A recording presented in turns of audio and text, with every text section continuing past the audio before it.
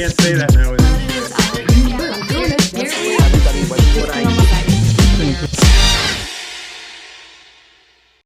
Hi, everyone. I'm Lisa Rosenthal, and I'm here today with my partner and co-founder of the Ultimate Client Strategy podcast, Bruce Libman.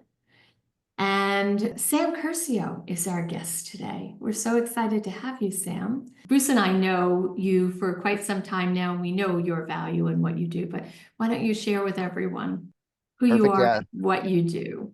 Thank you, Lisa and Bruce, so much for having me here today. I'm Sam Curcio. I work with Transworld Business Advisors of New York. We are a full-service business brokerage firm helping entrepreneurs in the lower middle market and Main Street business space go through their exits. Typically, our clients are doing between $1 million and $50 million in revenue. I'm based here in Manhattan, the greatest city in the world. And we're typically working on the sell side. So our value that we're bringing to our clients is making sure that they are maximizing their exit value, but while also discreetly and confidentially representing their sale. So we never want to hurt the business while we're marketing it. But what our ultimate objective is to have them go through their exit, maximize their exit value, and achieve the goal of moving on to the next stage of their life. Amazing. So Sam, you've been there about 10 years, right? Yeah, I've been with Transworld actually 13 years now. I joined Transworld back in 2012.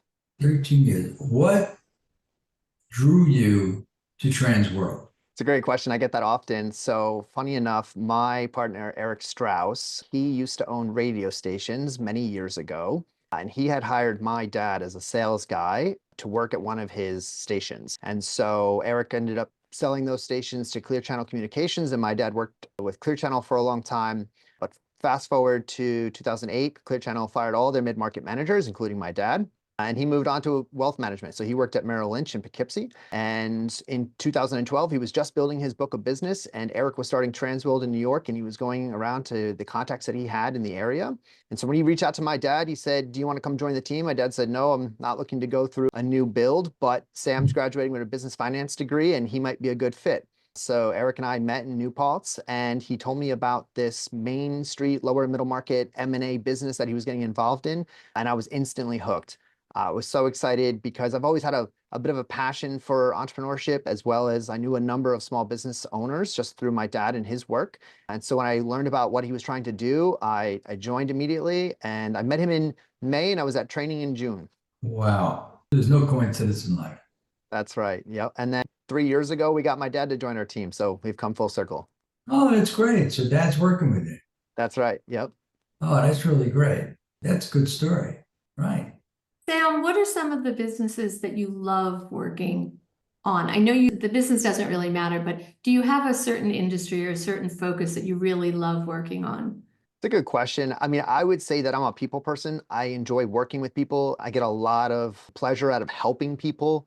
And so not necessarily what is the most interesting business. Obviously, there's businesses that are more interesting maybe than others, but I really enjoy the client interactions, helping clients. And I mean, personally, there are some businesses that I like to work on. Like I really enjoy manufacturing businesses because I love seeing owners take raw materials and create a finished good. I've always enjoyed that process. When I was in high school, my uncle owned a small machine shop, and he made what's called tensile stress pieces. They're essentially small metal pieces that engineering schools would either twist or pull or bend or crush to understand the tensile strength of metal. But what we did in that shop was we took raw bars of material, we cut them, we milled them, we sanded them. They could end up on a lathe, and we made a finished good. And I love that. And so now when I walk into these manufacturing businesses and I learn about them, I always get kind of excited. Interesting. Let me ask you this, Sam. What's the greatest challenge, the M&A or the sale of the business? The greatest challenge in our world is the quality of the books and records that a business has, in addition to how prepared the business is for their exit. A lot of business owners, they get to a point in their business life cycle where they decide, now is the time for me to exit, except that they weren't thinking about that a year ago, 2 years ago, 3 years ago. And so they haven't spent much time preparing that business for their exit. And it makes the business transaction a bit more difficult when you don't have things in order. It's like when you're doing your taxes. If you have all your paperwork stacked up in an envelope to hand over to your accountant, they could go through your taxes pretty quick. But if your accountant says, "Send me all your stuff," and it's April 1st and you haven't even started downloading any of it yet, it's a bit tough to hit that deadline, right? And we know how that is. You're scrambling, you're trying to put things together. So that's how it could be in the deal world as well. Business owners who take time to prep their business, they may even have a small data room set up internally. Those are the best because they're ready for their exit. They have everything we need. They know what buyers are expecting, and those transactions go a lot smoother. Interesting. I mean, we know that we have plenty of people that we're surrounded with that can help folks, right? Make sure that those books and records are cleaned up, that they're ready for sale, that you say the quality of books and records. Talk to any of our bookkeepers and they will tell you the same thing. They walk into a, significant business, $10 million business, not so big, but big enough to have a real mess when it's not organized, or they don't understand where and how they're losing money because their books and records are such a mess and they're not accurate, or inventory's not been kept proper, or, it's like endless parts and pieces to different businesses that allow you to do what you do cleanly. So is there an average time that you help a business get ready for sale? Do you find that, is it a year in advance people should start to take a look? Is it 2 years, 3 years? Is it 6 months? Is there a particular average, or is it different across the board? Well, I can tell you what most business owners do and what they should be doing. So the IBBA just released their report that showed most business owners spend between 0 months and 6 months prepping their business for an exit. Of the ones who spent the most time, not one owner said they spent more than 2 years prepping for their exit. Okay. And that's, when we think about it, it sounds like a long time, like 2 years, but really you should be prepping between 3 and 5 years out. Even some owners who've been through the exit process may start prepping as soon as they start that business or they come into that business, knowing that an exit 5, 10, 15, 20 years down the road is inevitable. Most buyers are looking at businesses on a historical basis. So when they come in to evaluate your business, they want to see 3 years minimum of financial history. So if you've only been prepping for 6 months or a year, you're already in a shorter timeline than a buyer is going to be looking back at. So when we're getting engaged with an owner, if they have the time to prep, we're usually making introductions to exit prep consultants who are going to work with them typically a year or more to help get that business ready. If the business is ready to go to market, the client doesn't want to do prep, we'll get engaged, and the average time it takes to sell a business is 8 to 9 months. But it could be longer, it could be shorter. We sold deals in under 90 days. We've also sold deals in, my longest deal took me almost 2 years. But there's a lot of factors that would make that go one way or the other. The economy must have a direct effect on your business. Sometimes it depends on the businesses that we're representing, what's happening in the economy, what's going on within the political sphere. So, for example, we saw some people putting the brakes on at the end of last year in Q4.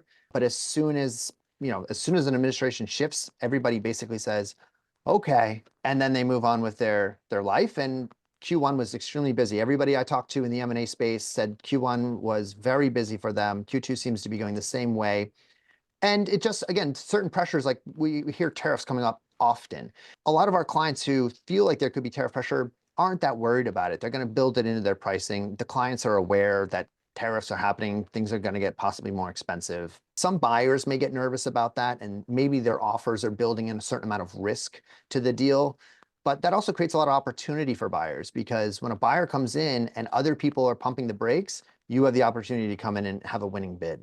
So I was going to ask you about your professional relationships. When you are helping a client prep for sale, and you just mentioned you bring in experts to help them prep the books and records, right? I'm sure there are other folks as well, like attorneys and maybe insurance and, some of the other professional services that we all work with. What do those relationships look like? We all need people we can count on, depend on, rely on, and make sure they make us not only look like a rock star, but help our deals close. So could you talk a little bit about the relationships that you have with other professionals and how that impacts your business? In my world, relationships are probably the most important part of getting deals done. I'm a big believer that, and if you read the book Good to Great, it talks about putting the right people in the right seats. And that's the same as putting people into your deal or bringing people into a deal. And so for me, the relationships are vitally important, because any little thing could go wrong and a deal will fall apart. And we've had deals fall apart for a number of different reasons, but not only do I have to trust the person and hopefully know them on a deep enough level that we're going to work well together, but also that they're going to be doing what's right for the client and driving that deal to a closing with whatever role they're in. We always joke that there's 3 L's to losing a deal: the lenders, the landlords, and the lawyers. And so I know lawyers never like to hear that, but that's the truth. There's a lot of times where the wrong person in a deal could bring that whole deal down, including brokers, right? Is your broker working well with you? Do they have experience in the industry you're working on? Do they have the connections to make sure that those deals move forward? And so, yes, I'm out, I'm meeting people. I want to know who's the best in their industry because I want to make sure I'm putting the right people in the right seats. And so, for example, if it's a larger deal, I may need an attorney who's used to working in the mid-market. If it's a restaurant deal with a liquor license, I want an attorney who has liquor license experience. Funding's the same way. It's who's your lenders? Who are the ones that are going to tell it to you straight? And who do you know that they can get those deals done? Accountants the same way. What are they used to working on? Are they used to working on big deals or small deals? Do they have the bandwidth to take on another deal? And so, and we're trying to assess the deal as well and the client and what their needs are. So do they need an accountant? Do we need to bring attorneys in yet on this deal? But the relationships are always important. And I've spent a lot of time, as you guys know, you see me running around New York all the time. I spent the last 3 years building deep relationships with people so that I can call somebody at 8 p.m. or on a Saturday and say, hey, things are going south in this deal. How are we going to fix it? And we work as a team together to get that deal back on track. That's great. And yes, we do see you running around New York City Yes. all the time. So when you are closing a deal, right, when it actually closes, we know you've worked with some of the people that we work with and on closing some of your deals in the last couple of years. What does that look like going forward? In other words, do you look to specifically use those people again, or does your client drive some of those relationships? Is it possible to put your team in place? It's both. So every situation is different. There's never a one size fits all in our world. And there's always a balance too between I may know the exact person who's going to be right to either work on the deal or help with the client post-transaction, but I'm advising. They still ultimately have to make the decision to move forward with whoever I'm recommending. And of course, the people I work with, if I'm bringing them in, they know that I'm picking them because I feel that they're going to make an impact on this deal or this owner or this transition. And it's always dependent, right? We want to make sure we're bringing the right people in at the right time.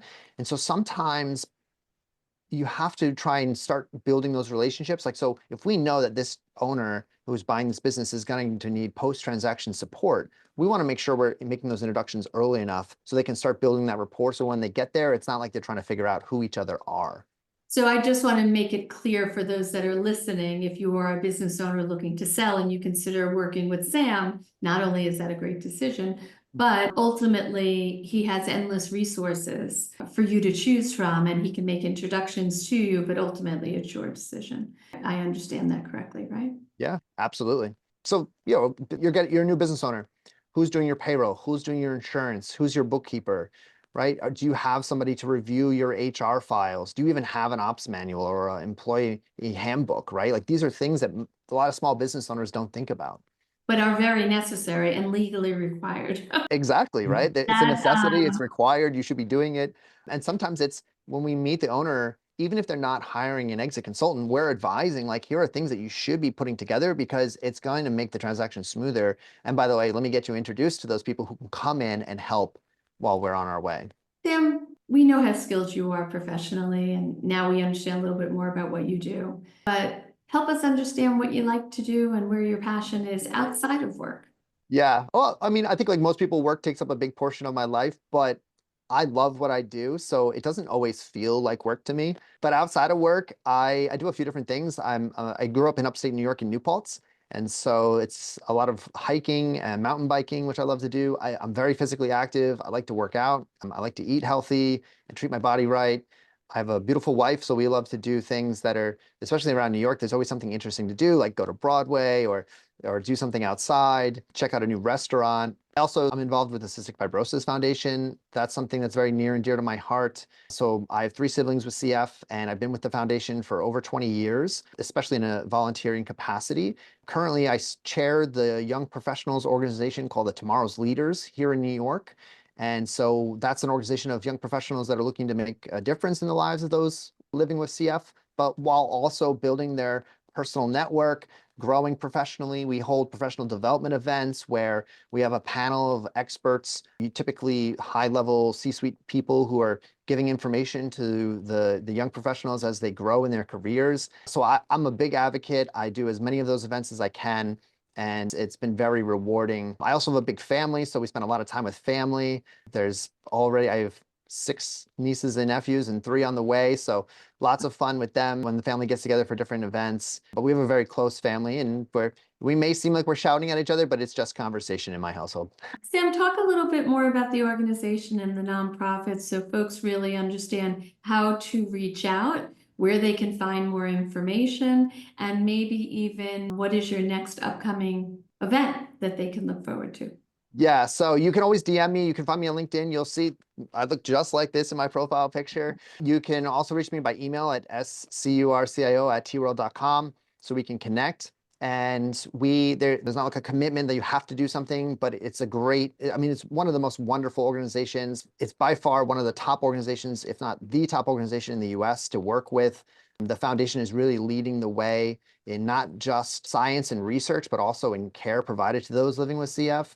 But the young professionals community is huge. I mean, there's 1,300 young professionals across the US. So even if you're not in the New York market, you could be somewhere else. There's young professionals there with the Tomorrow's Leaders program that you can get involved with. And we do all kinds of events. So it could be happy hours, the professional development events I mentioned. So we just had one at Google with their Building Women of Tomorrow event. We have a MasterCard coming up I think in about a month or so. That's a great event to go to. We also do, you can participate in the New York City Marathon. I did that last year. You guys know I was training for a long time for that, which was a big bucket list item. And if you're thinking about running a marathon and you're not a runner, I'm not a runner. I don't think I ever ran more than a 5K, but it was the most amazing experience to run in the New York City Marathon. So part of it is you're getting doors open through the organization. And it's one of the things that's the most rewarding to me in my life. And I believe everybody, whether it be the CF Foundation, Tomorrow's Leaders, you should be involved in something, giving back, do something philanthropic, because it really makes a difference, especially in the lives of those who are battling whatever they're battling. Improving the communities that we live and work in, right? 100%. Bruce, did you have anything else for Sam? No, it's been a great experience, or getting to have Sam really express his value proposition, and we want to be able to let the world know what Sam is doing, and this has been a great podcast. I believe that. All right, especially getting into Sam's personal commitment to CF. I think that's very important. Yeah, and I appreciate you giving me the platform to talk about it. I was recently recognized as well for being the National Tomorrow's Leader Award recipient. So they pick one Tomorrow's Leader to recognize, and I was honored this year, and I'm overwhelmingly humbled and grateful. It's such an honor to be recognized, and the fight is still going. There's no cure for CF, so we have a lot of work to do, and there's a lot of entrepreneurs that need help, right? And so there's a lot of work to do there as well. And you don't want to do it alone.